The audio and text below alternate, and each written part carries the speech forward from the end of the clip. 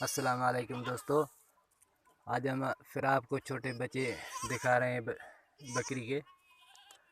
जो लोग छोटे बच्चे ख़रीदना चाहते हैं वो मुझे कमेंट्स करें, लेकिन वो उनको लेके जाना खुद पड़ेगा। यहाँ से हम सिंध से हैं।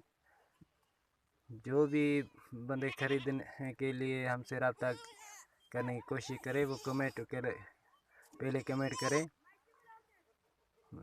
मैं वो अपना व्हाट्सएप नंबर कमेंट करें, मैं खुद उनसे रब्ता करूँगा इंशाल्लाह। मज़ीद आपको दिखाते हैं। अगर आपको ये देखो, ये छोटे बच्चे कितने प्यारा है। ये बच्ची है, नहीं ये बच्चा है। ये भी एक है, ये देखो।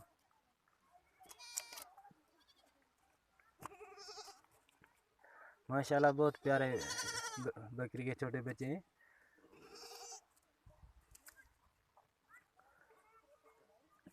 ये भी एक वैसे तो वो माशाल्लाह मवेशी है, लेकिन ये भी एक कारोबार है। जैसे आप कोई किसी दूसरी चीज़ में इन्वेस्टमेंट करते हो, वैसे इसमें भी इन्वेस्टमेंट हो सकती है। लिहाजा आप हमें कमेंट्स करें, हमारे चैनल को सब्सक्राइब करें, और ताकि हमें